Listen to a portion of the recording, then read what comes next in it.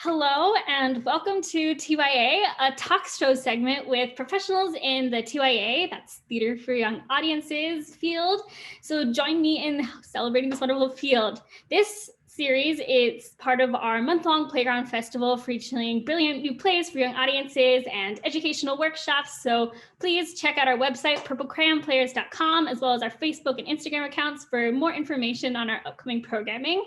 My name is Aurelia Fleur. I use she, her pronouns, and I am filling in today for Gabriela. She is our playground producer who could not be with us. So I am filling in to speak with our lovely playwrights and directors of our 3 new works this year. So today we have the privilege of speaking with Sam Hamashima and Emily Zhang, who Sam is the playwright for Shoyu Tell, which was our first work, and Emily was the director.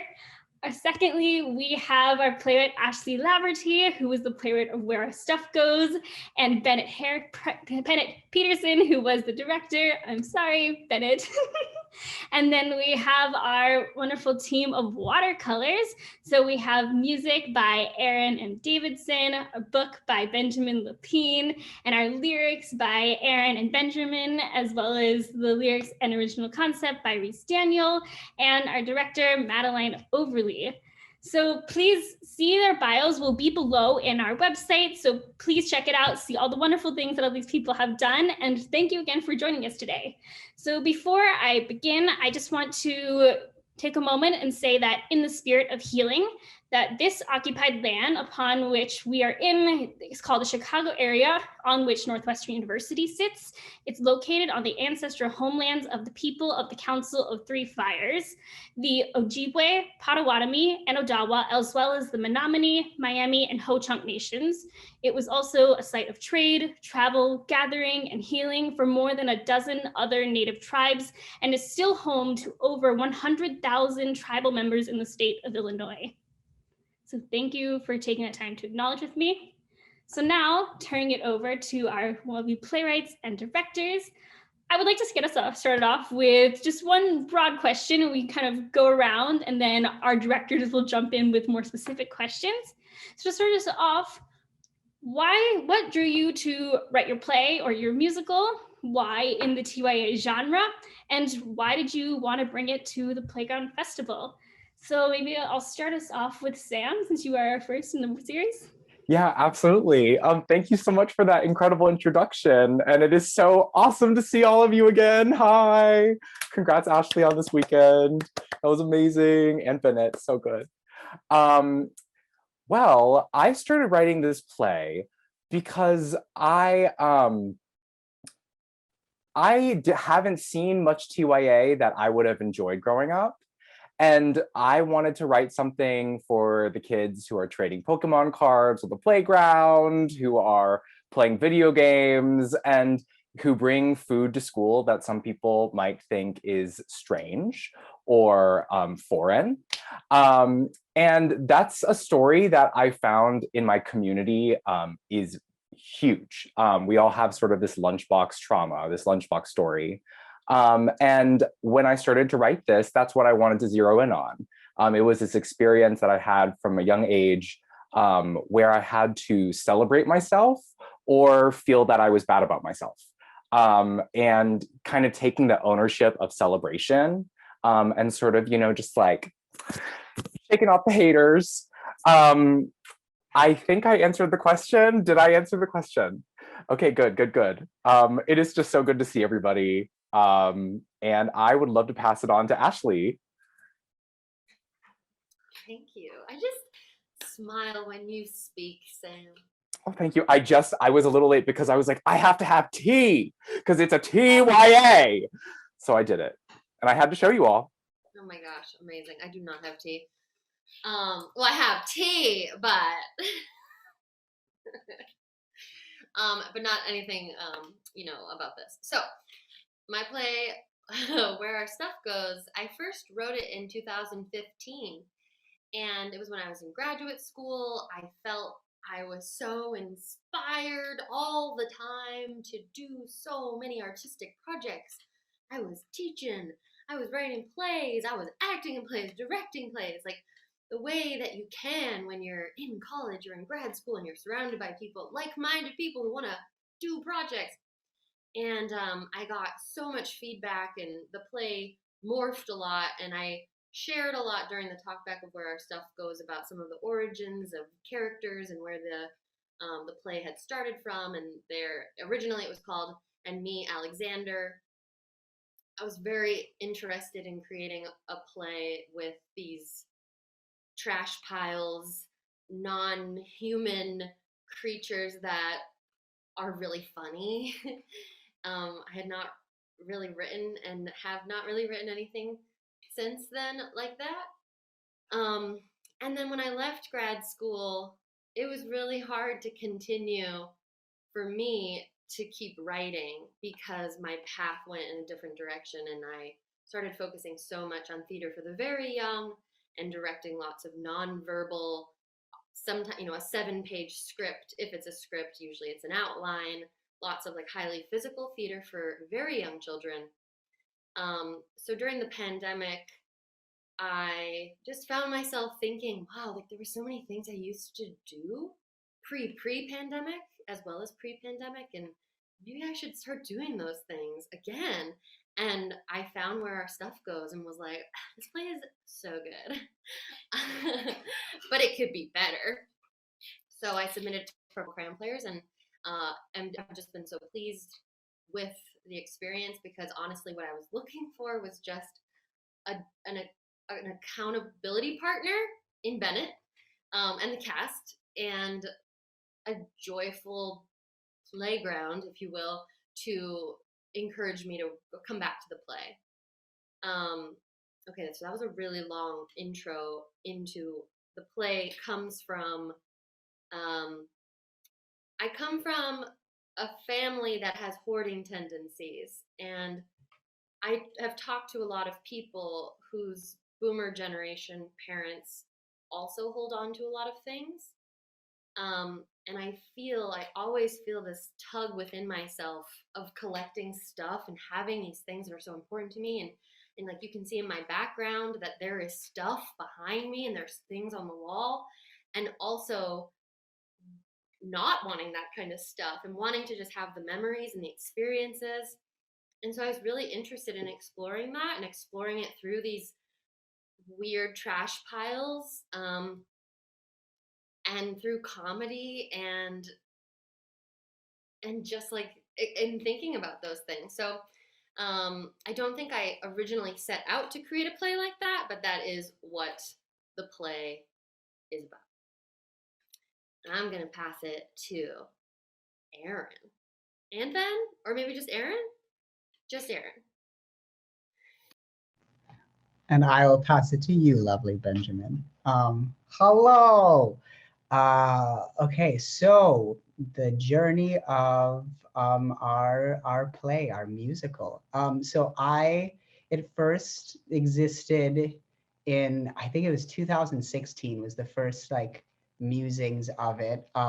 It has gone through many iterations to what it is today, but that was the first song that was written, and the first concept of the idea.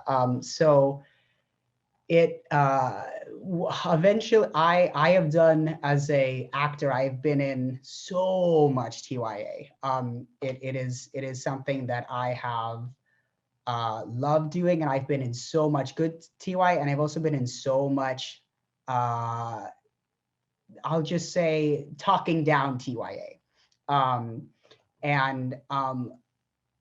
I wanted to create something that had the same, like, the same, if not resources, at least goals and heart of, like, $1 million Broadway musical for a TYA aspect, in terms of like what the music is supposed to create, what the world is supposed to be. And I think there's not a lot of musicals that like are original stories that are not based off of a movie or a book, for a kid to have a story that they don't have that when they see it, that's their first time imagining this world along with them.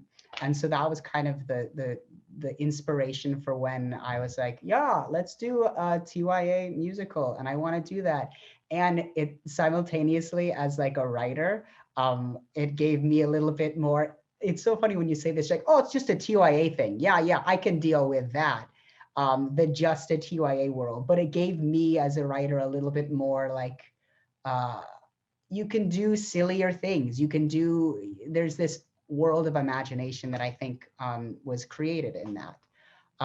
And through some of the versions of it, eventually Benjamin and I, who have been friends for years, who's a playwright, I gave to him a skeleton of a idea with songs and all sorts of things. And I was like, hi, do you want to make this into Pixar land and not like A and B equals this land? And he was like, yeah, let's do it. And that's kind of how that started, which was in 2018, 19, something like that, when that first started. So that's kind of the world that it went to it. And Watercolors is, it's a story that talks about, it follows the 3 primary and the 3 secondary colors in like a world. I'm actually gonna, Benjamin, I'll let you actually say that because you do them pretty words. So Benjamin, what is Watercolors? What's the deal? What's it about? Sure. Thanks for leaving me with that. I appreciate it. I guess before the synopsis, I suppose I'll answer the question as well of like my relationship with TYA and theater in general. But yeah, I think my relationship with TYA and musicals in general was pretty much non-existent before Aaron introduced it to me. Especially musicals, I had quite an aversion to them, like a severe aversion. I like some of the classics, but any new musicals, man, you would be hard pressed to see me in the crowd or the audience. And I think a lot of it for me was wrapped up in something similar to Aaron was saying. It's like it's very much, I find it's talking down, or it's not about the text, it's about the songs. And oftentimes in musicals, it's just about, let's get this bullshit text out. Sorry, I don't know if I can say that. Let's get this nonsensical stuff out so that we can work our way to the next big song, right? It's all about selling the songs and selling the tracks and selling the CD. And it's not always about the good story and the character arcs. And I think that was always my gripe with it. And then in having Watercolors introduced to me, it was, thank you, really. In having Watercolors introduced to me, it was originally tailored and more geared to a very young audience. I think the original lessons were like, this color plus this color equals this color. And it was just a little too kiddie for me, but I thought I would do the job and kind of take what Aaron gave me and what was created beforehand and try to create some through lines and some character arcs and really tie up the story neatly. And our original, that original draft was really good. It was really fun and solid, but there were just massive gaps of audience questions that we just had no answers for in the text. And that was our moment of like, all right, well, I asked Aaron, I said, do you mind if I pretty much throw out the script and start new? Is that something I can do? Do you feel comfortable with that? Keeping a few of the key elements of the world, like, the rainbow and the characters' names and things like that, and some of the kitschy punch-ups that we found.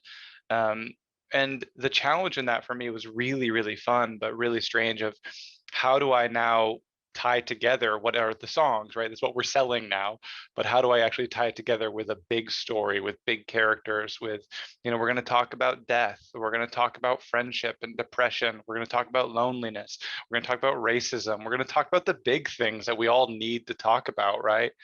And how do we do that in a TYA? And how do we express this to the audience and let them empathize with these characters and hopefully pick a few of these lessons away?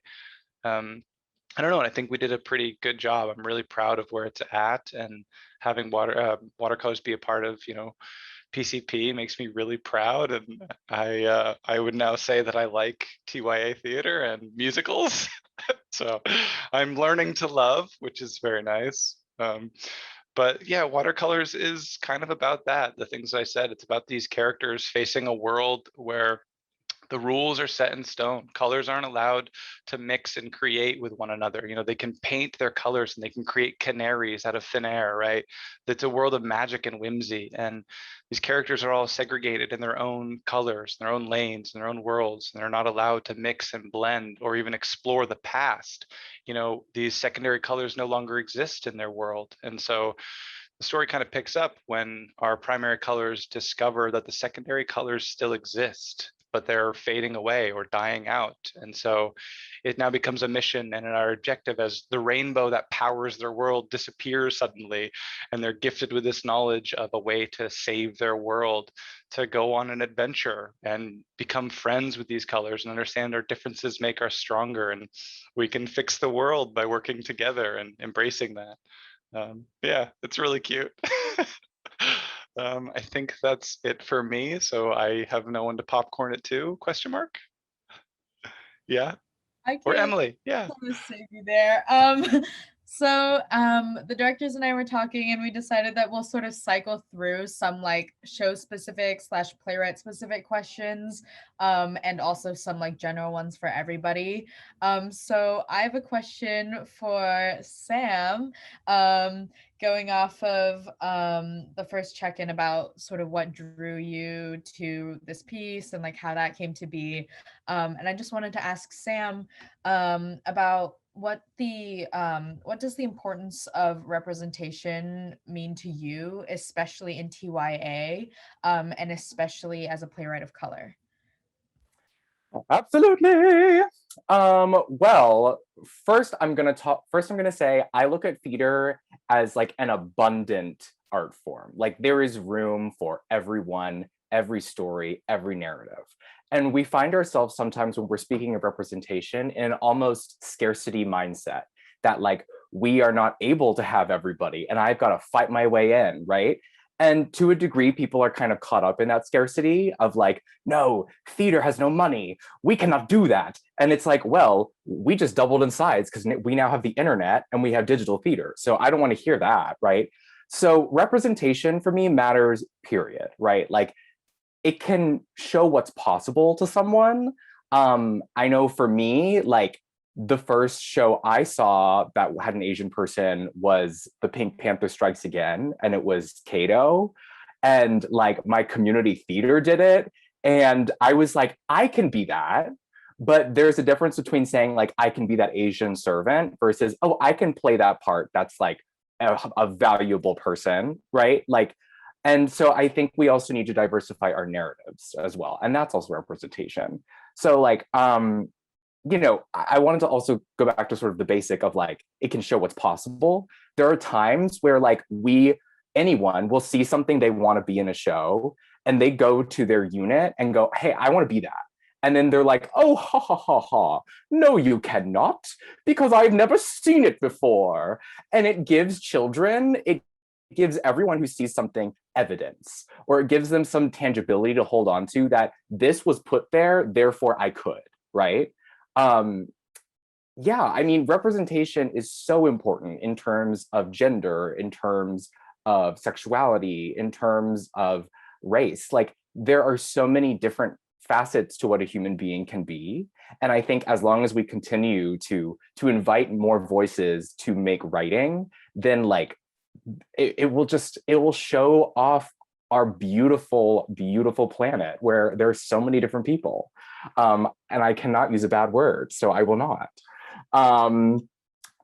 Yeah, I think for me, growing up, there were 2 to 3 Asian people like at my school.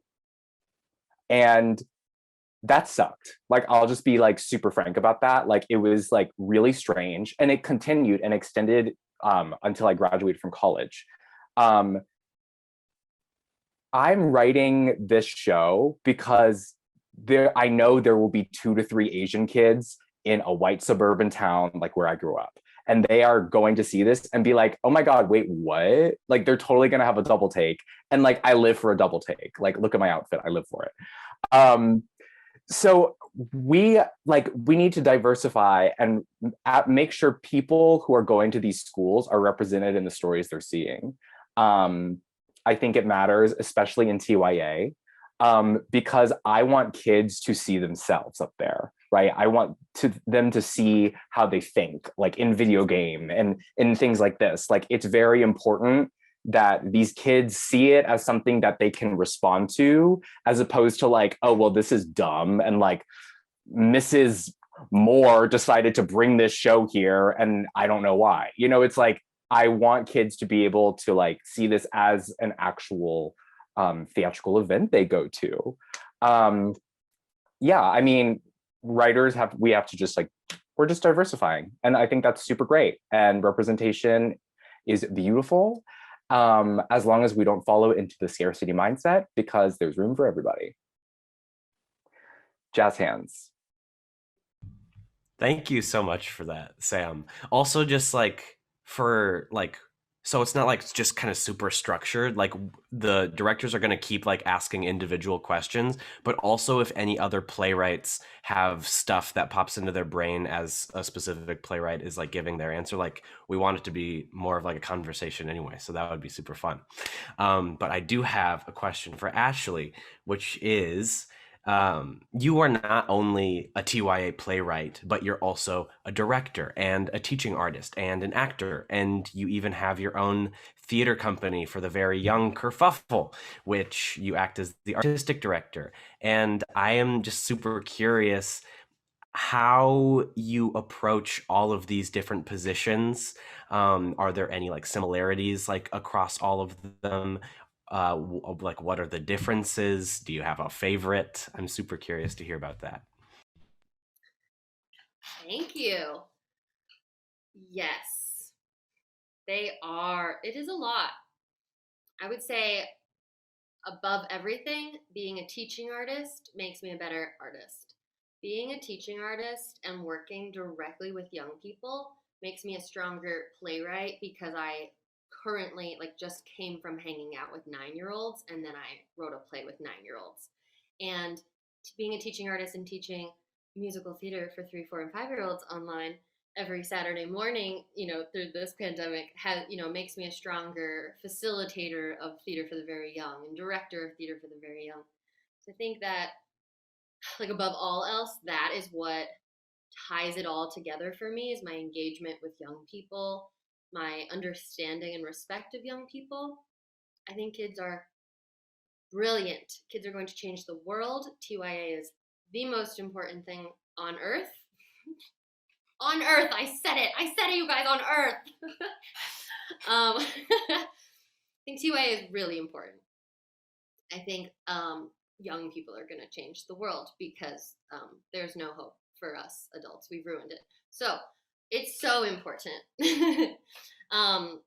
to understand young people and to see what delights them, what surprises them, what scares them, what bores them. And so my philosophy of creating work for young people is that we must be in conversation with them. And that conversation looks really different, though, because when I work with Kerfuffle and I'm working with 2-year-olds, a conversation is a creative movement 30-minute workshop where we're playing with sensory props, and I'm watching how they are engaging with those props, seeing what they find delightful. Whereas a Kerfuffle piece with 5-year-olds, like a 5-year-old can have a conversation with you about what they like and what they don't like. Or there's I think sometimes there's a lot of fear to go there with TYA and theater for the very young. With theater for the very young, I've heard a lot of well, we don't do blackouts. We won't turn off the lights. That's going to scare everybody. But actually, it probably won't. But we just have to try it. And, or we could tell them it's about to happen. Or we don't have to have a blackout. We could just we could make the artistic choice to not have a blackout, but it doesn't have to be because it's going to scare anybody.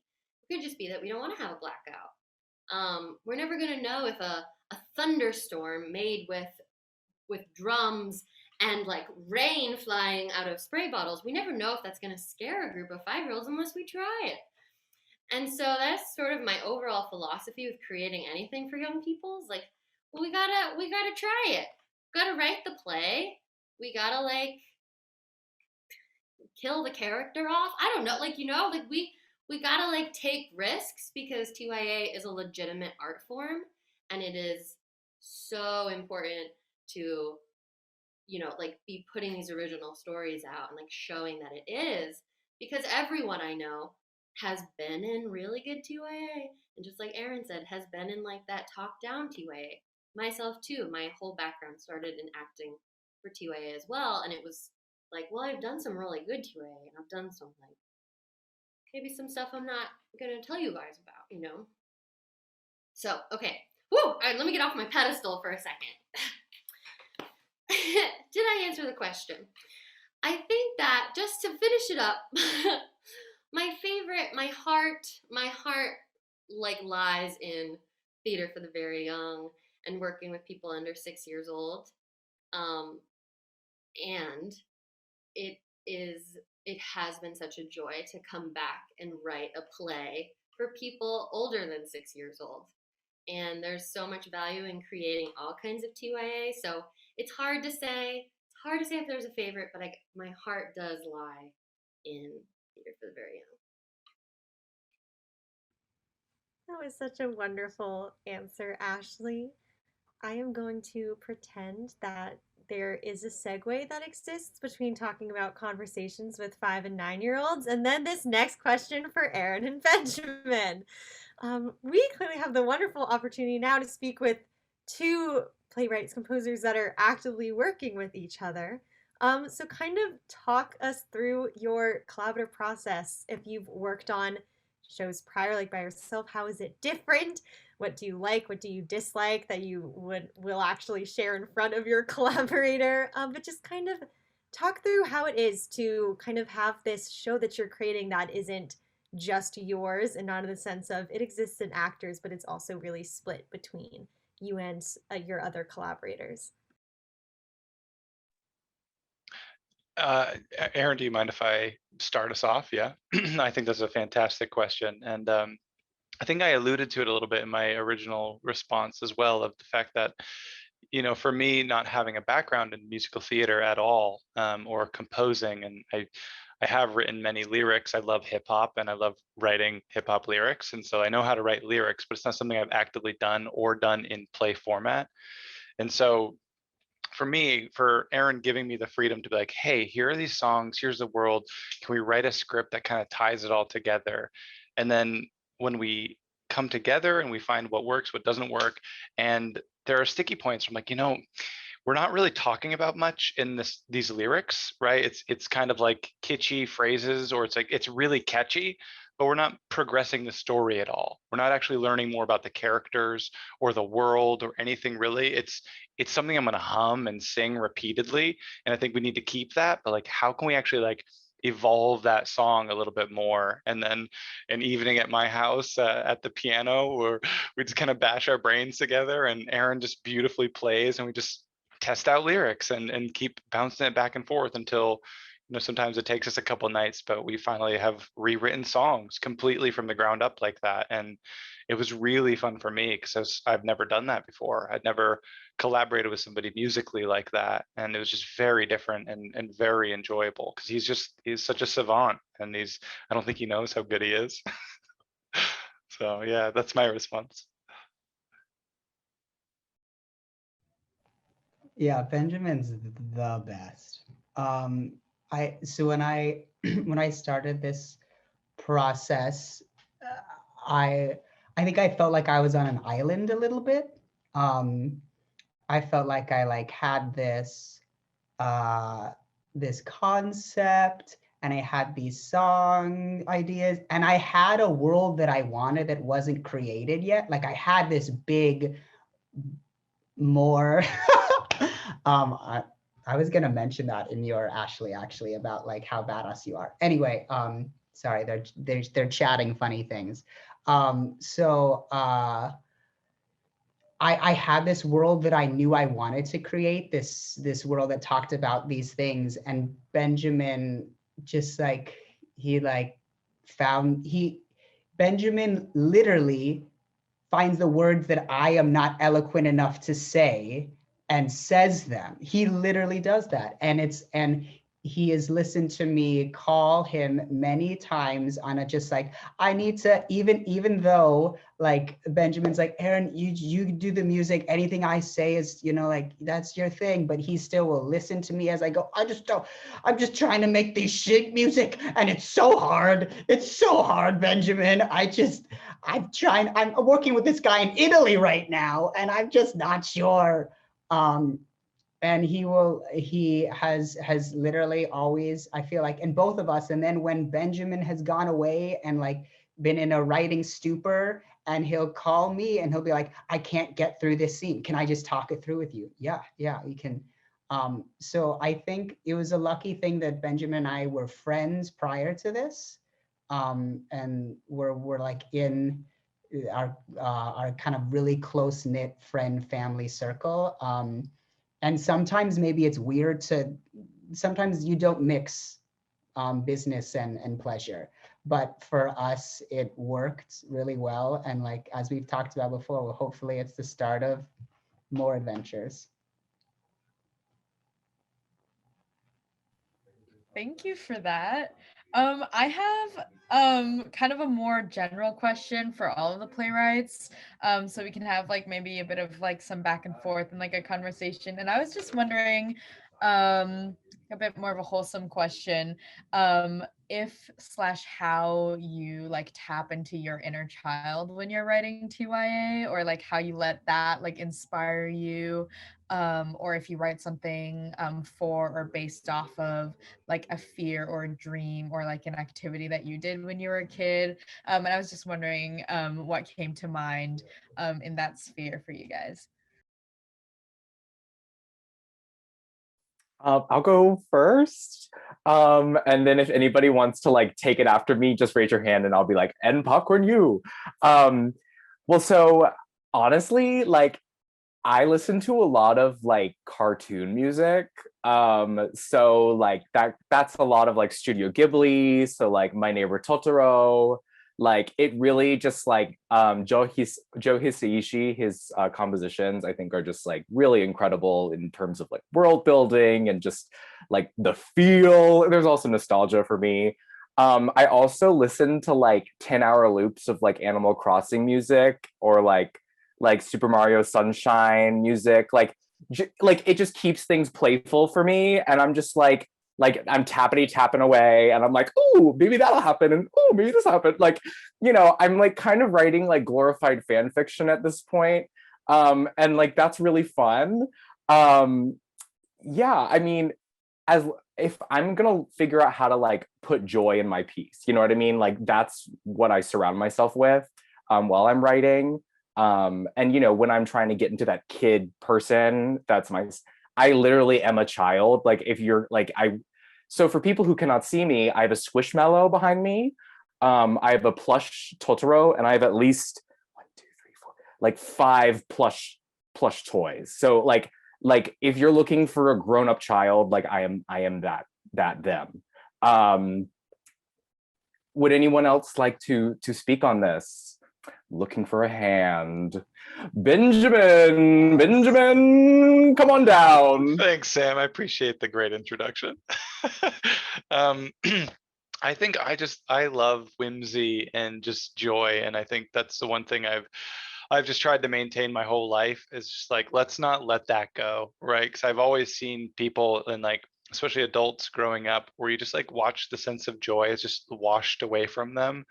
And that was such a fear of mine as a child and growing up, like, well, I have to make sure I always am having fun and like exploring the world creatively and bringing whimsy and joy with me everywhere I go, right? Like easier said than done, of course. Now that I'm an adult, there are more difficult times in our life that we face. And when I'm writing the plays and like TYA work especially, I think this harbors right back to what Aaron was saying is I never want to talk down to kids because I hated that as a kid.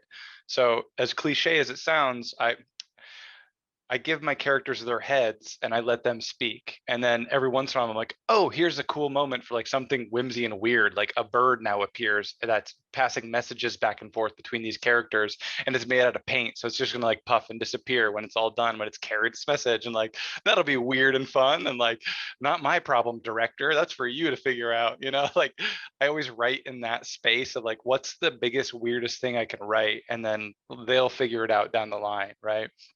And I, you know, I play Dungeons and Dragons several days a week, and like I'm just such a big nerd, and living in that universe where I can just role play, and then there's moments of reality and real, you know, sometimes dark elements or very human elements. And I just try to take that type of narrative structure and play into my playwriting.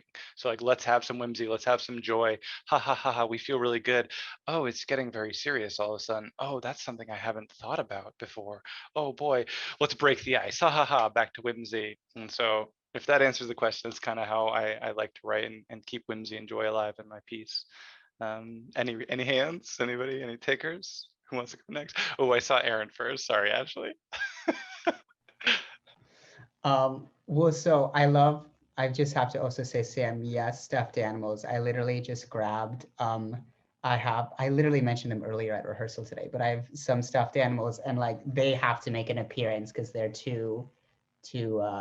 these two are like have personalities, like they're literally their job. If Elephant and Piggy was not already a musical and a $1 million franchise, they would have it. But one thing that I've noticed, and I think it does a decent job with this music. I think it can go better. I mean, this is an exciting thing that I think even more tapping into your inner child from a music standpoint. So I'm a piano teacher, and that's kind of a newer thing in my world, kind of the past year and a half. And I have adults and kids, but the kids, man, they're jamming to like, they're not jamming to like row, row, row your boat. They're jamming to songs, like, and you give them complicated stuff, and not just like, oh yeah, a pop song with a boom, boom, boom. You give them like some like funk, soul pop, man. These literally, one of my students, I give like music appreciation songs, where they have to like think about the world and write stories over it. And I gave him a song of one of my favorite bands, and he's like 6 years old, and he's just like, I was like, how'd you like that? He's like, that's a jammy jam. That's a jammy jam. And I was like, you're right, it is. So like kids are, you can give them complicated stuff, you can give them complicated rhythms, you can give them, they melodically are ready to jammy jam.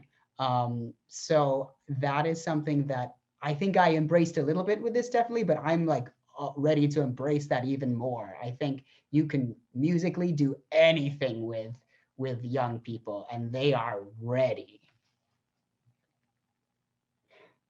I totally agree. Like, kids are sophisticated, they're smart. And Aaron's my piano teacher. I wanted to say it out loud. I dropped it in the chat. Aaron teaches me piano. He gives me some jammy jams too. I agree with what everyone said. And something I was thinking specifically about my own play. I was a really shy, anxious child and did not have the word anxiety in my vocabulary the way that I teach young people now who are like, oh, I have anxiety, and own it and articulate it and understand. And so I think a lot about that. And when I'm writing, for example, the character of Sheila Stone in Where Our Stuff Goes has this fear of the basement because she's afraid of the dark.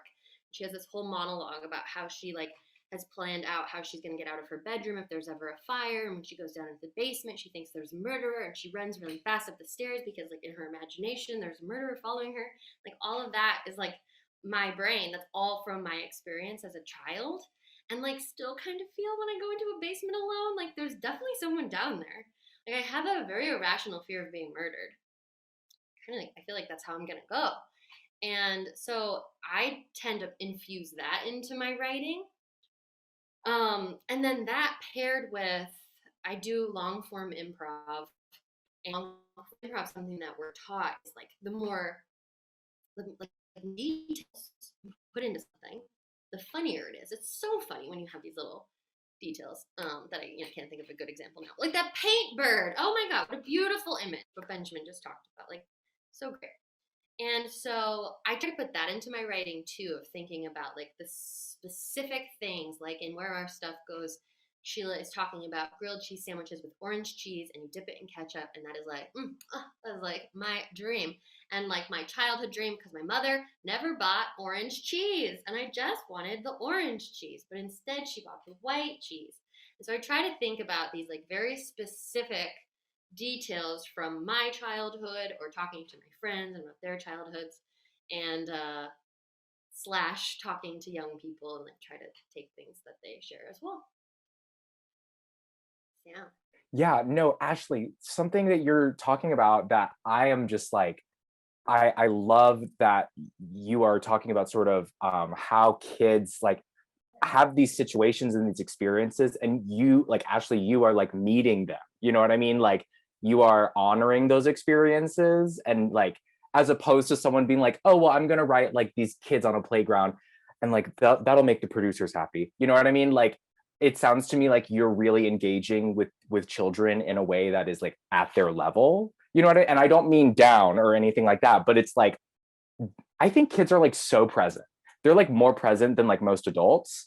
And I think like the less we think about talking down to them and honestly talking up to them of like, no, like you are in existence in this world. And like, I didn't figure it all out, but I'm trying to help you figure out empathy, you know, or like figure out these things. And yeah, I love your details about the basement in your show and the grilled cheese. Like, I think it's I just wanted to knock on that. Really, really great.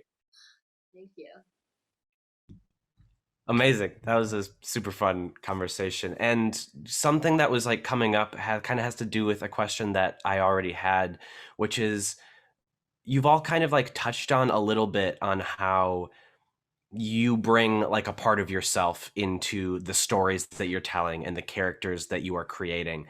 And I'm just like, and like those were kind of like more in passing while like answering another question. So like I'd love to kind of like come back and zero in on like, and this is for everybody, like what are the ways that like you put yourself, your own experiences, like your own identity into your art, whether that be like your personality, your sense of humor, beliefs, representation, and kind of like other than like stuff you've already mentioned, are there any other ways that y'all do that? I think that's super fun. Well, well, Bennett, nice of you to ask. So I started off like, I went to like musical theater school. So like I was a performer and I'm still continuing that to a degree. And, you know, I had a voice teacher who was like, no, you need to take everything out. Like, I don't want you to sound like you. And I was not about that life. Like, I was more about the like lean into who you are and like, because I want your voice to sound like you. Because I don't want Beyonce to sound like someone I don't know. I want Beyonce to sound like Beyonce. You know what I mean? And so I think like I love putting myself in my work, like because it's my voice. You know what I mean? And I think the more I celebrate my own voice and the devices I use, the more people are going to go, oh, that's specific. That's universal. I relate to that. You know? Woohoo! That's me. And Benjamin? Oh, sorry. Somebody? Sorry. I unmuted and started talking. No, Benjamin. No, Ashley, go. I'm just going to talk about the orange cheese again.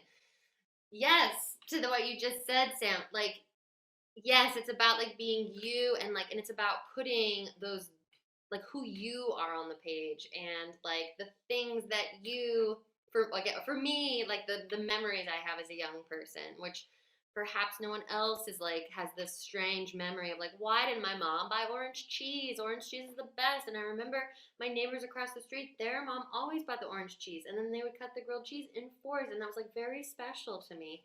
And And like, so then that is like put into the show, and it's this very specific character detail that then helped me propel the character of Sheila like more into the direction that she was going.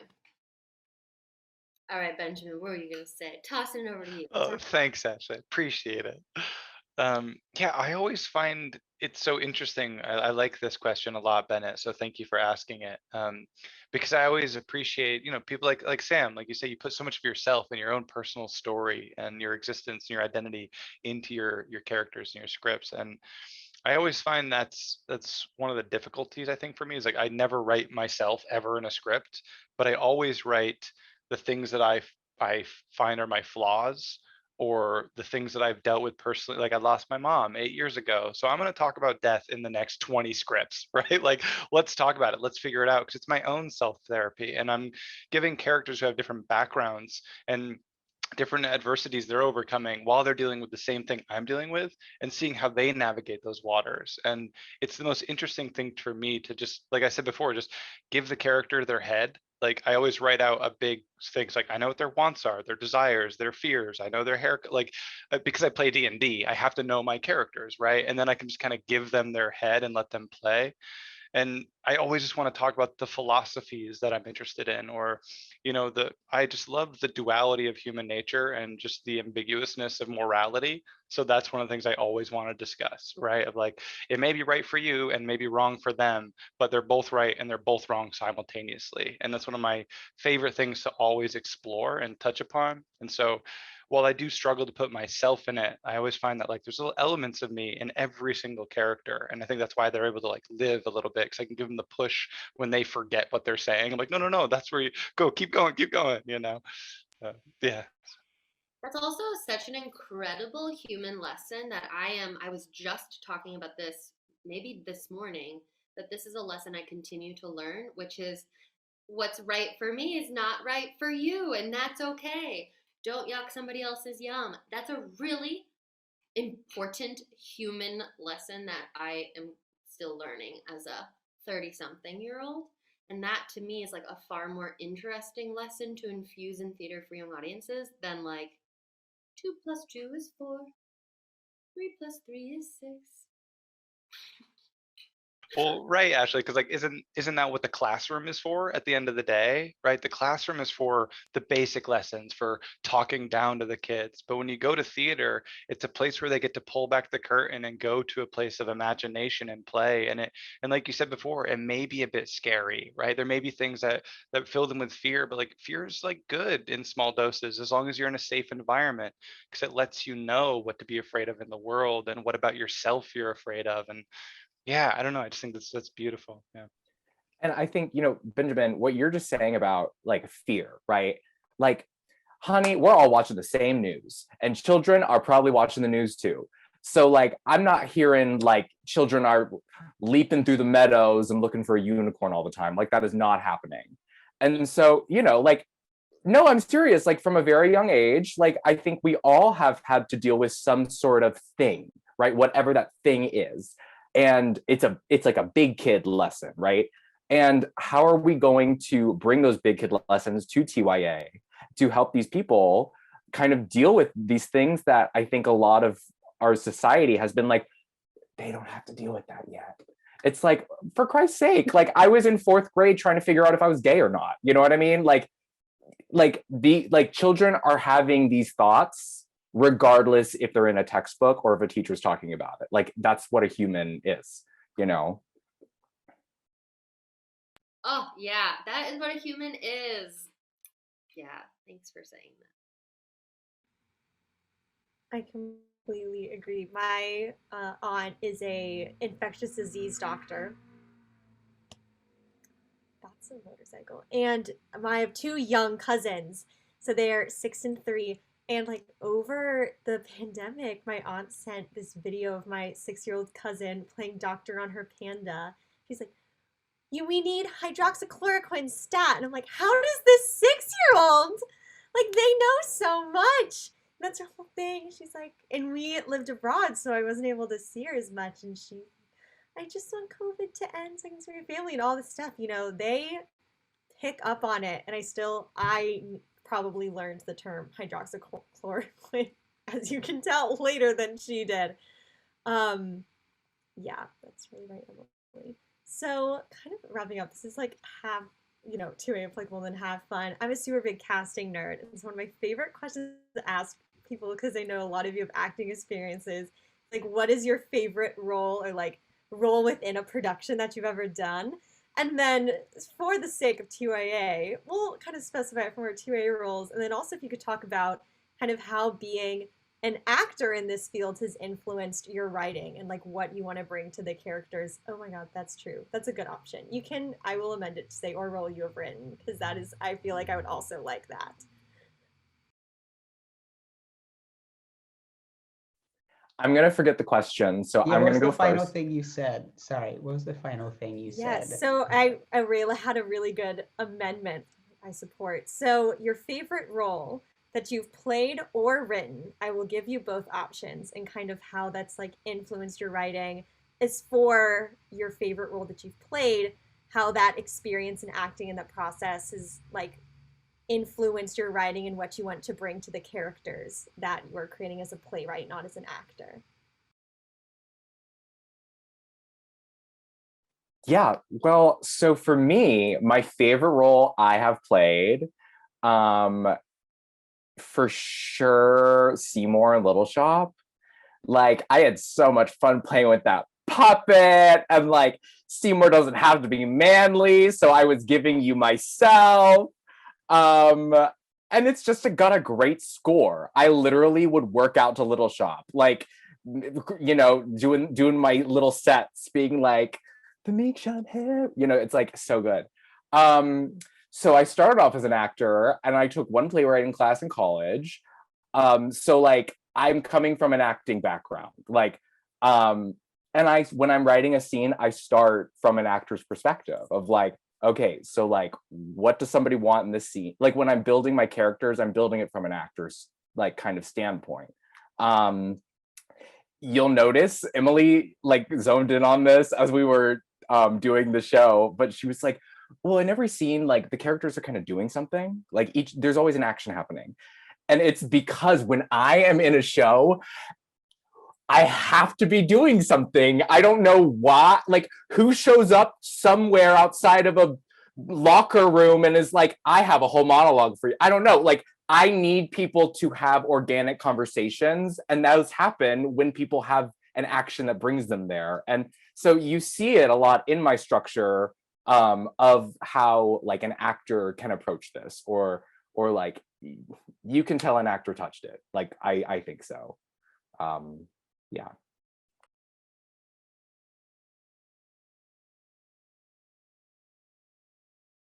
Benjamin, I saw your hand. Okay, I'll go. This is a fun question. Yeah. Okay, favorite role I've played or written. So can I like sidestep that, or is that cheating? Because I was part of a group called 1 Year Checkoff for maybe like 5 years, and basically what we do is every 3 months we remount the same checkoff play, but we recast it, gender blind, race blind casting. So you're always gonna be playing something different every single round, and we do. Well, previously we had done one rehearsal and then we go.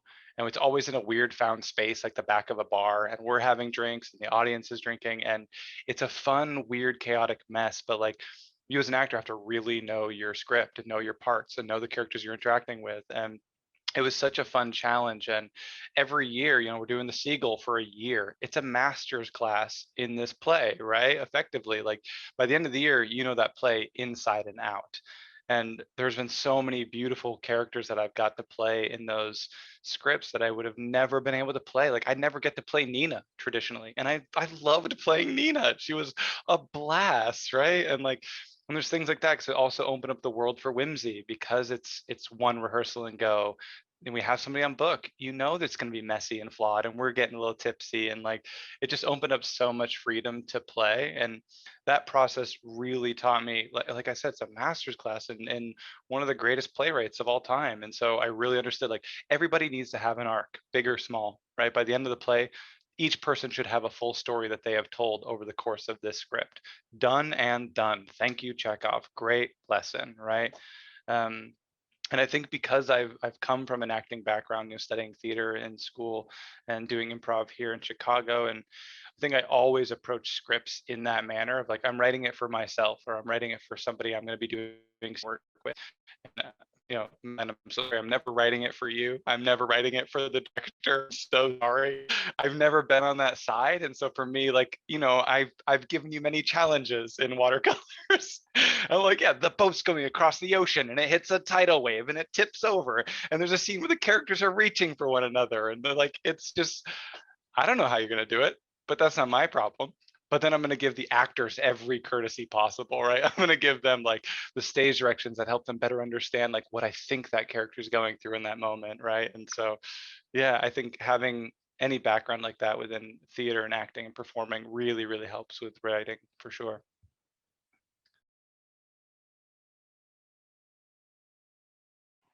We'll kick it over to Ashley. This is a hard question because I've been racking my brain of like, what is my favorite role I've ever played? So I thought of two. I went to college for musical theater, thought I was going to be on Broadway by 22. Didn't happen. But what did happen is I kept getting hired to do children's theater. And then the more I did it, the more I was like, I think I'm good at this. And then the more I did it, the more I was like, I think I want to change this. I want to like be on the other side of this and like make my own. So a really important show that I was in the original national tour of Curious George Live. It's like this huge bus and truck tour with 17-person cast. Oh, there's a dog barking. And a person in a monkey costume playing Curious George. And this show is really important for me for several reasons. Number one, it was, I think still to this day, like the most professional theater like production I was ever in, like the most money I've ever made as an actor, like highest production value, so great. I made some lifelong friends with people whose weddings I went to, people I'm friends with, text on a daily basis. And I tell this story because it really impacted me. There was a show, so we were touring into like arenas, huge theaters all over the country. And there was a show where the electricity went out, the power went out, and then we had emergency generators and they turned everything on, but the house lights were on. And Curious George is a TV show and a book series for children under 6 years old. But this was before I had ever heard of theater for the very young, baby theater. Like, no, that's not for me. I'm an actor. I'm going to be on Broadway. I haven't been on Broadway yet, but like, I'm going to be on Broadway, says 23-year-old Ashley. And so the house lights are on. We can see out into the audience as we're like singing and dancing our like hearts out with these incredible wigs and full MAC makeup faces. And like there are balloons everywhere. There's popcorn on the ground. There's people crying and talking and screaming because it was not an engaging theatrical experience for the target audience that was there. And so it just like really impacted me so much as a young actor. And I did not, I've had that in my head, and it wasn't until years later where I realized like, oh, what an engaging experience for a 3-year-old might look like, might be, a 35-person piece in a tent with twinkle lights and sensory props. Like, so for me, I think that was such an important show and really special and important just for so many reasons. And I just don't act anymore, and that's okay. But number one, Sam, I need to work on writing people doing things. I definitely am just like, oh, of course someone's just gonna like come into the basement and stand there and do a monologue. Hey, and that's what theater is, though. That's what theater is, girl. Like, theater can be anything.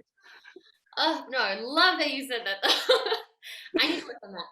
But number two, I like to see plays and I like to act in plays that sound like real people talking. And so that, I think, is how my acting has influenced my writing.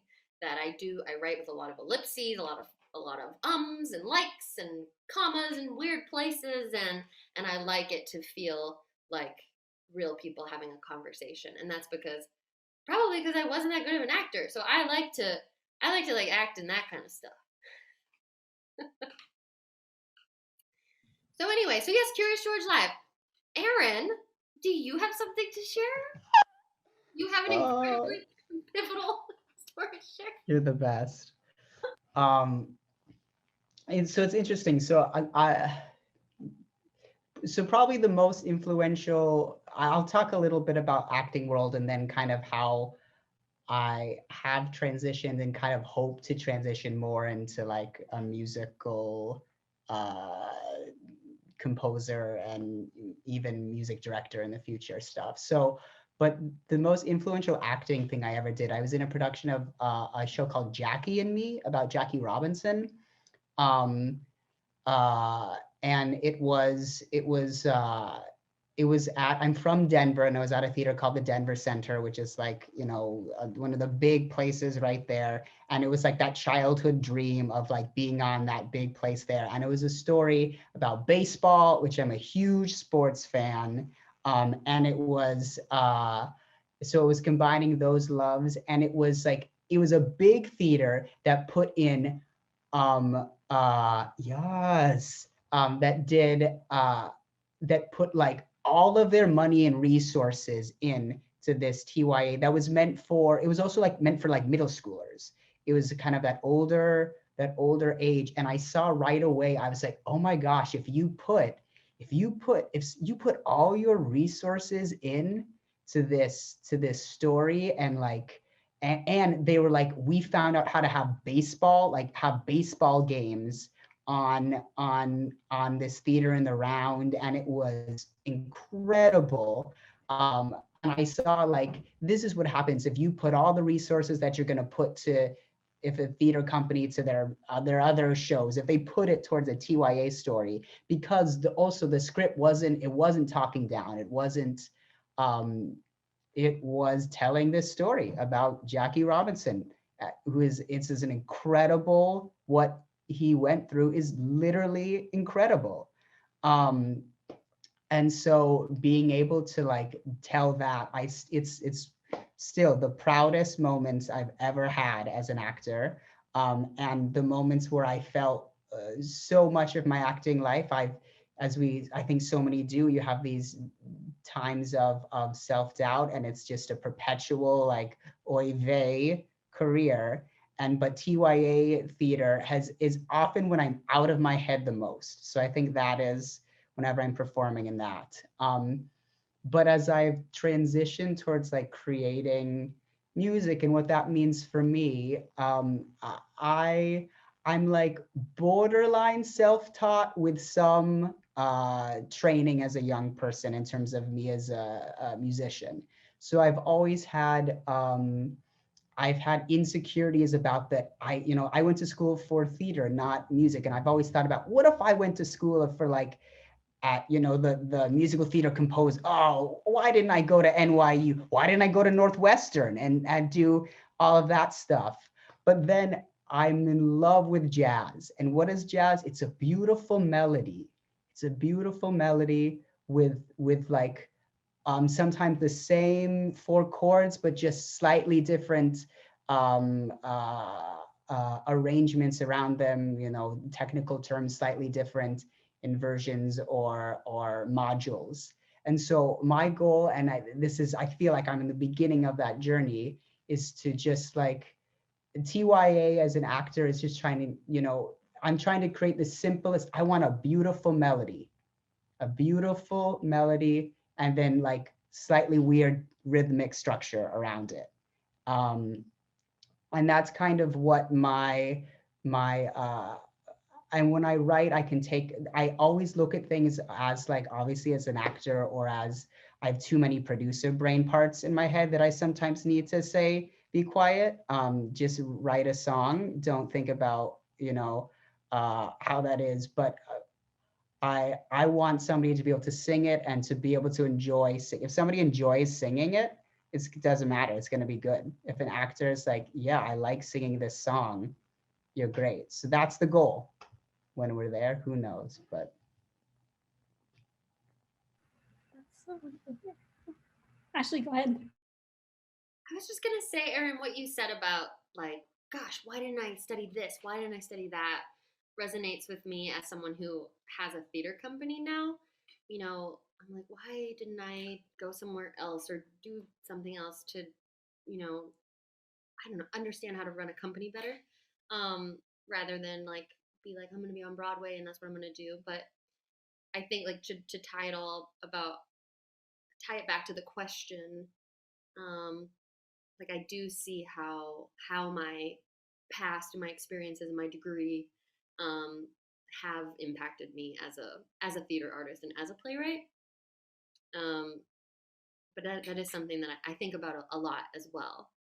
I don't know if anyone else thinks about stuff like that and our journeys. Yeah, I mean, I think we've all faced the imposter syndrome feeling, probably a few times in our life, hopefully a lot more, right? I mean, how often, oh, what do you do? Oh, I'm an actor. Oh, I haven't performed in 8 months. Am I an actor? Oh, what do you do? I'm a playwright. Yeah. Oh, well, no, I haven't had anything produced yet. No. But I do it. I do both those things. Oh, don't judge me, right? Like nonstop. I think we've all had that. Absolutely. And then can I just put something on Erin too? I just want to put a little pin in that. You and your producer brain, it's incredible. Always keep that producer brain because not a lot of people think like that. But I beg you and implore you, and I've done this to you in person and in face, when you're in the creative mindset, leave that outside, right? Put that out the window. And again, Madeline, I'm sorry, but like that's what I do to the director when I write, right? They're outside my purview. Is I'm here to do that one thing that I'm doing, right? If I was trying to wear the actor's hat and the director's hat and the producer's hat, I can never do that one job. And you're an incredible musician and composer. So when you sit down, do that, right? Because you're also an incredible producer. And when you sit down, do that, right? Anyways, I just love you and I'm your biggest fan, so I'm out. Oh my goodness, I love that. Thank you all so much for all these beautiful thoughts. And I think as kind of a wrap up, I want to harken back to something that Ashley was saying that I really loved, was about how we want to create theater that is really engaging kids today. And that is having, and this goes back to Sam and what all of you have said, that we're creating theater that is on the level and engaging in important conversations with what kids need to see and hear and talk about today. And I think that's what's so exciting about what we're doing here with Playground and with all three of you, or with all four of you, is being able to create these works that are engaging in those conversations. And so thank you all for sharing all of that insight with us. I think it's so great. And I just want to wrap us up with one final fun, quick popcorn question. Harkening back to the name of this talk show series, TYA, I would like to know, what is your tea of choice? I would like to hear from both the directors and the playwrights here. I am going to pass it over to Madeline first, and then we'll popcorn around really quickly. Thank you, darling. My favorite tea is definitely rooibos. I go through that like so quickly, and I will pass it to Erin. oh, okay. I think I'm a Colorado boy, and give me that Celestial Seasons tension tamer. Give me it. Popcorning over to Sam. Y'all, as a Southerner, I must say sweet tea all the way, baby. Specifically Bojangles. They are a fried chicken establishment and they will be catering my wedding. Popcorn Bennett. I'm a sucker for some chai tea.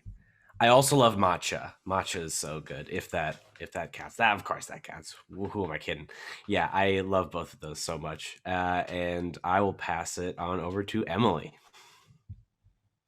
I think I have to say I had the biggest grudge against Earl Grey for no reason until I stayed at my friend's house for quarantine and all his family had was so much Earl Grey tea. And now I love it. And I will popcorn it to Madeline. Have you gone yet? You've gone? Okay. Where's my head? Benjamin, have you gone? Ashley? Sorry, Benjamin. I just keep cutting you. I like a tea with honey, but I would say like something like a little spicy, like an orange ginger spice is always good. And then sometimes I put honey in that anyway. Okay, and I'm gonna pass it to Benjamin. Huzzah! My wife is a huge tea nerd. She loves tea, and I don't think she's listening, so I'm a pretty basic boy. I like my celestial sleepy time tea. Oh, it's the best. Is that everybody? Do I popcorn it? Yeah? Did we all go? Oh my goodness. Well, this has been a wonderful conversation, and I have learned so much from all of you. So thank you so much for sharing your art with us, sharing your stories with us. We're so lucky to have such a wonderful array of stories and playwrights and voices with us, both in this room and in our Playground Festival. And that is my transition to say that our Playground Festival is not over. This weekend, on Friday, April 30th at 7 p.m., we are excited to be premiering our first ever student-written Theater for Young Audiences play in collaboration with Northwestern's Imagine You program. So check out for The Without Wings, which is written by Alana Albush and is directed by one of our former faculty members, Mary Poole. So we are really excited to be partnering to bring that work to our virtual stage this Friday. And then, of course, on May 8th, we will be wrapping up our festival with watercolors. So please visit purplecrayonplayers.com or follow us on Facebook or Instagram to come see that show. It's at 2 p.m. on Saturday, May 8th, and we're really excited. Hope to see you there. And we also have plenty of other content. All of our TYA chats are on our website, as well as our educational workshops and other resources associated with all our shows. So we hope that you will check it out, engage with us online. We love hearing your thoughts on all of the plays and all of the work that we're doing. And I just want to say a big thank you again to our directors for preparing such wonderful questions. Thank you to Madeline and Bennett and Emily, and of course to all of our playwrights. So thank you to Sam, Ashley, Aaron, Benjamin. It has been so wonderful chatting with all of you. And we hope that you will continue to engage with us. Thank you for helping us create this wonderful art for young audiences. And we hope you have a wonderful day. Thank you.